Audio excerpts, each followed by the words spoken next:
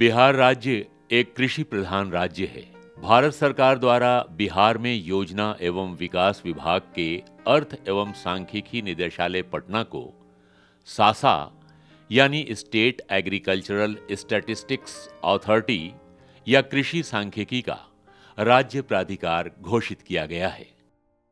Professor PC महानोलोविस ने 1937 में पहली बार बंगाल में जूट के फसलों के क्षेत्रफल एवं उपज दर का अनुमान समसंभाविक पद्धति यानी रैंडम सैंपलिंग मेथड से लगाया था। कृषि नीति निर्धारण बिहार राज्य फसल सहायता योजना तथा अन्य प्रशासनिक कार्यों के लिए फसलों के उपज दर, क्षेत्रफल तथा उत्पादन के आकलन की आवश्यकता होती है। बिहार राज्य में कृषि वर्ष 1958-59 से ईख एवं जूट तथा 1962-63 से मेस्ता के उपज दर का आकलन समसंभाविक पद्धति यानी रैंडम सैंपलिंग मेथड द्वारा वैज्ञानिक ढंग से जिला स्तरीय फसल कटनी प्रयोग प्रारंभ किया गया। वहीं बिहार राज्य फसल सहायता योजना को ध्यान में रखकर कृषि वर्ष 2022-23 से ईख का पंचायत स्तरीय फसल कटनी प्रयोग किए जाने का कार्य प्रारंभ हुआ है। जूट, मेस्ता और ईख का फसल कटनी प्रयोग 5 मीटर गुणा 5 मीटर के वर्गाकार कट साइज में किया जाता है। संबंधित फसलों के विगत 3 वर्षों की जिन्सवार यानी औसत फसल आच्छादन क्षेत्रफल के आधार पर जिला स्तरीय फसल कटनी प्रयोग हेतु आयोजन सूची बनाया जाता है, जिसे जिला को भेज दिया जाता है। जिला स्तर पर तैयार आयोजन सूची में फसल का नाम, प्रभेद के साथ 4 अंकों का रैंडम नंबर व कॉलम नंबर एवं प्रयोगकर्ता का नाम और पद नाम आदि उल्लेखित रहता है। नामित प्रयोगकर्ता द्वारा 4 अंकों के समसंभाविक संख्या यानी रैंडम नंबर के आधार पर संबंधित राजस्व ग्राम में फसल कटनी प्रयोग हेतु प्लॉट का निर्धारण ग्राम के उच्चतम खेसरा संख्या से तुलना कर किया जाता है। प्लॉट चयन की प्रक्रिया को एक उदाहरण से समझते हैं। जूट, मेस्ता और ईख का उपज दर निकालने के लिए बिहार राज्य में फसल कटनी प्रयोग वैज्ञानिक विधि से किया जाता है। फसल कटनी प्रयोग का design multi stage stratified random sampling है। इसमें हमारा जो अंचल है वह स्ट्रेटा है और गांव का जो चयन है फर्स्ट स्टेज सैंपलिंग है, जो रैंडम मेथड से गांव का चयन किया जाता है। फिर गांव के अंदर प्लॉट का सिलेक्शन सेकेंड स्टेज है और अल्टीमेट स्टेज जो हमारा 5 गुने 5 वर्ग मीटर का कट साइज है वह अल्टीमेट स्टेज है। ईख, जूट और मेस्ता इस तीनों फसल का फसल कटनी प्रयोग 5 मीटर गुने 5 मीटर के प्लॉट में किया जाता है। कटनी प्रयोग के लिए जो गांव के अंदर प्लॉट का सिलेक्शन किया जाता है उसके लिए प्रत्येक प्रयोगकर्ता को एक गांव में 2 रैंडम संख्या 4 अंकीय दिया जाता है और उस 4 अंकीय रैंडम संख्या के आधार पे प्लॉट का सिलेक्शन किया जाता है। और प्लॉट का सिलेक्शन हम इस तरह करते हैं कि यदि रैंडम संख्या हाईएस्ट प्लॉट से छोटी संख्या है तो रैंडम संख्या ही चयनित प्लॉट होता है। यदि रैंडम संख्या हाईएस्ट प्लॉट के बराबर है तो वह हाईएस्ट प्लॉट नंबर ही चयनित प्लॉट होता है। यदि रैंडम नंबर हाईएस्ट प्लॉट से बड़ा है तो रैंडम नंबर में हम हाईएस्ट प्लॉट से भाग देते हैं और जो शेष बचता है वही प्लॉट नंबर जो है सो चयनित प्लॉट होता है।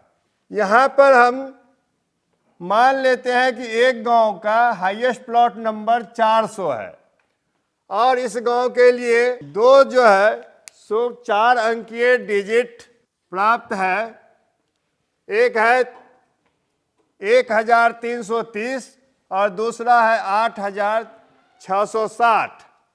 यहाँ हम देखते हैं कि 1330 हाईएस्ट प्लॉट 400 से बड़ा है, इसलिए 1330 में 400 से डिवाइड करते हैं और यहाँ शेष बचता है 130 तो 130 हमारा चयनित प्लॉट होगा। इसी प्रकार 8660 भी हाईएस्ट प्लॉट 400 से बड़ा है, तो 8660 में 400 से भाग देने पर हमारा शेष 260 आता है। तो यहाँ 260 नंबर प्लॉट प्रायोगिक चयनित प्लॉट होगा। लेकिन हम देखते हैं कि चयनित प्लॉट में उस गांव में फसल है कि नहीं।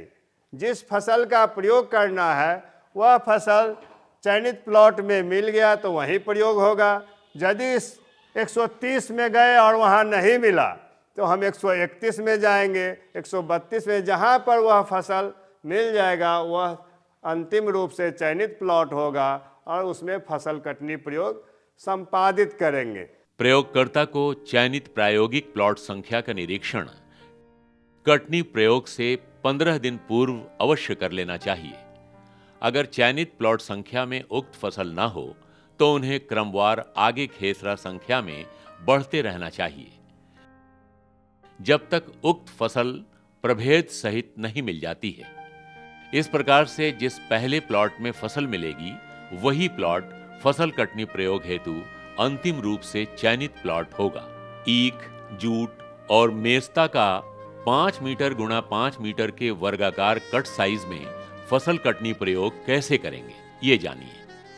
5 मीटर गुणा 5 मीटर कट साइज में हम लोग उदाहरण के तौर पर जूट का फसल कटनी प्रयोग करेंगे। इसमें प्रयोगकर्ता को चयनित प्लॉट पर जाकर सबसे पहले जमीन के नक्शे से चयनित प्लॉट का मिलान करना चाहिए। उसके बाद चयनित प्लॉट का दक्षिण पश्चिम कोना से प्लॉट की लंबाई व चौड़ाई को डेग में नापा जाता है और उसे नोट कर लिया जाता है। डेग नॉर्मल हो और एक जैसा होना चाहिए। डेग ऐसा हो कि एक डेग लगभग 32 इंच या 4 कड़ी के बराबर हो। यहां यह ध्यान देना होगा कि जिस व्यक्ति ने लंबाई नापा है वही व्यक्ति चौड़ाई भी नापे। जूट, मेस्ता और ईख के फसल का कट साइज 5 मीटर गुणा 5 मीटर होता है, तो इसमें खेत की नापी गई लंबाई में से 7 डेग और खेत की चौड़ाई में से भी 7 डेग घटा देते हैं। ऐसा इसलिए करते हैं क्योंकि 7 डेग लगभग 5 मीटर होता है।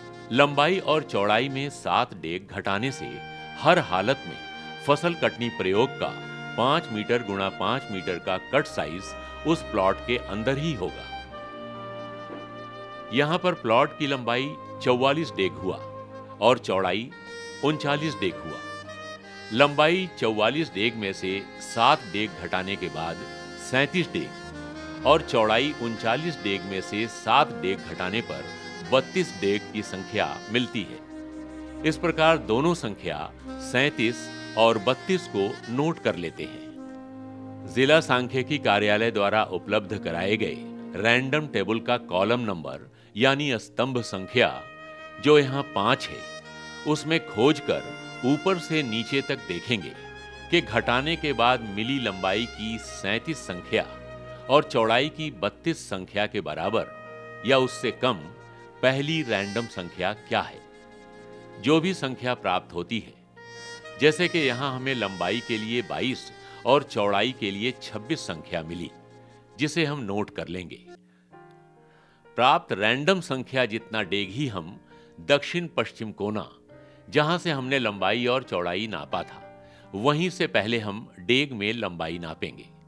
लंबाई नापने के बाद जो पॉइंट मिलेगा वहां निशान लगा देंगे।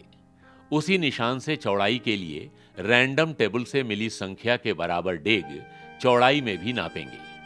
नापने के बाद जो बिंदु मिलता है वहां हम एक खूंटा गाड़ देंगे। यही खूंटा हमारे कटनी प्रयोग के कट साइज का पहला पॉइंट होगा। अब हम उसी बिंदु से टेप से लंबाई की दिशा में 5 मीटर नापकर दूसरा खूंटा गाड़ देंगे। इस दूसरे खूंटे से चौड़ाई की दिशा में समकोण बनाते हुए 5 मीटर नापेंगे और उस जगह पर भी हम तीसरा खूंटा लगा देंगे। यहां पर पहले और तीसरे खूंटे के बीच की दूरी यानी विकर्ण नापकर देखेंगे कि ये 7.07 मीटर है या नहीं। तीसरे खूंटे से हम समकोण बनाते हुए लंबाई की दिशा में 5 मीटर नापेंगे। यहाँ चौथा खूंटा लगाने से पहले वहां से दूसरे खूंटे की दूरी यानी दूसरा विकर्ण भी नापकर 7.07 मीटर पर चौथा खूंटा लगाएंगे तथा पहले और चौथे खूंटे के बीच की दूरी 5 मीटर की जांच कर लेंगे। इस तरह हम 5 मीटर गुणा 5 मीटर के वर्गाकार कट साइज का चारों कोणों पर खूंटा लगा देंगे। इसके बाद हम रंगीन फीता या रस्सी जो फसल में दूर से दिखे उसे चारों खूंटों में बांधकर प्रयोग हेतु 5 मीटर गुणा 5 मीटर के वर्गाकार क्षेत्र को घेर देंगे। इसे कट साइज मार्किंग कहते हैं। कट साइज की मार्किंग हो जाने के बाद यह ध्यान देना है कि जिन पौधों की जड़ मार्किंग पर या मार्किंग के अंदर है तो ऐसे पौधों को मार्किंग के अंदर कर देंगे और उसी तरह जिन पौधों की जड़ बाहर है वैसे पौधों को मार्किंग के बाहर कर देंगे। इतना करने के बाद मार्क किए गए कट साइज के अंदर की फसल की कटाई की जाती है। कटाई करने के बाद कटी हुई फसल को बिना नुकसान पहुंचाए उठा लेते हैं। उठाते समय यह ध्यान देना चाहिए कि कट साइज के अंदर कुछ भी छूटे नहीं। कटी हुई फसल को पहचान के लिए रंगीन रस्सी से बांधकर छोटा छोटा बोझा बना लेंगे। उन बोझों की गिनती करके लेबल लगाकर खेत में ही वजन कर लेंगे। किसी मानक तराजू बटखरा या इलेक्ट्रॉनिक तराजू से 500 ग्राम तक शुद्ध वजन लेना चाहिए और इस वजन को प्रपत्र में अंकित कर लेना है। गिने हुए बोझों को उठाकर किसी पानी के स्रोत या गड्ढे में डुबाकर निशान लगाकर चिन्हित कर 15 से 20 दिन तक छोड़ देंगे। 15 से 20 दिन बाद पानी से बाहर निकालकर गठरी खोलकर जूट का रेशा निकाल लेंगे। निकाले हुए रेशे को पानी में अच्छी तरह से साफ करेंगे। साफ रेशों को धूप में अच्छी तरह सुखा लेंगे। सूखे हुए जूट के रेशे को खलिहान या गोदाम में गठरी बनाकर मानक तराजू बटखरा या इलेक्ट्रॉनिक तराजू से 10 ग्राम तक शुद्ध वजन कर लेते हैं। जिस तरह से जूट और मेस्ता का कटनी प्रयोग 5 मीटर गुणा 5 मीटर के वर्गाकार कट साइज में किया गया, ठीक उसी तरह ईख का भी कटनी प्रयोग 5 मीटर गुणा 5 मीटर के वर्गाकार कट साइज में करेंगे। ईख का फसल कटनी प्रयोग पंचायत स्तरीय किया जाता है, इसलिए ईख का आयोजन सूची पंचायत स्तरीय होता है, जिसमें फसल का नाम, प्रभेद के साथ 4 अंकों का रैंडम नंबर व कॉलम नंबर एवं प्रयोगकर्ता का नाम और पद नाम आदि उल्लेखित रहता है। इसमें प्लॉट या खेसरा का चयन से कट साइज मार्किंग तक की विधि जूट मेस्ता का कटनी प्रयोग की तरह ही होता है।